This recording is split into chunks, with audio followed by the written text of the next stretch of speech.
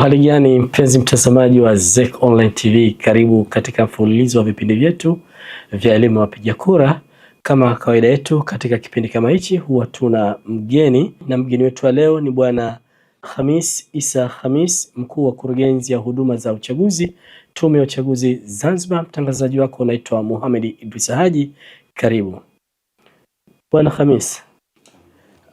Tumeona kwamba tume imekamilisha jukumu la kuendesha uchaguzi mkuu wa Zanzibar wa mwaka 2025. Hebu tuambie, ni hatua zipi za kisheria na za kiutawala zinazoendelea ndani ya tume hivi sasa? Kama walivyosema kwamba hatua gani ambazo zinaendelea sasa hizi, mbali ilivyo kwamba utakumbuka, yani mara nyingi huwa nasema kwamba uchaguzi umegawiwa katika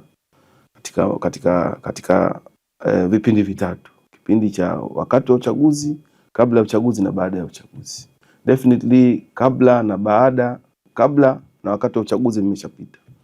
Kwa hiyo kinachoendelea sasa hizi ni hatua zile za baada ya uchaguzi, post election activities. Hapa kuna mambo mengi ambayo yanafanyika. Moja, kama ilivyo kwamba umefanya jambo kubwa kama hili, kwa maana hiyo tunatayarisha ripoti rasmi ambayo kisheria tunatakiwa tuandae ripoti ya uendeshaji wa uchaguzi. Kwa hiyo tume iko katika hatua za kuandaa ripoti ya uchaguzi mkuu wa mwaka 2025.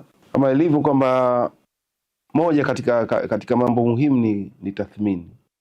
Kama ilivyo kwamba mara baada ya uchaguzi ule secretariat ilifanya tathmini fupi, lakini tume sasa katika kuhakikisha kwamba tathmini inakwenda vizuri, tumekutana na wadau Unguja na Pemba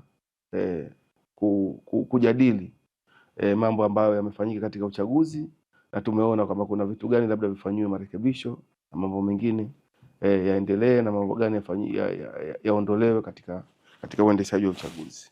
Mpenzi mtazamaji, hapa tumefikia mwisho wa kipindi chetu cha elimu ya wapiga kura. Tulikuwa na Bwana Khamis Issa Khamis, mkuu wa kurugenzi wa huduma za uchaguzi, Tume ya Uchaguzi Zanzibar. Mtangazaji wako naitwa Mohamed Idrisa Haji. Kwaherini.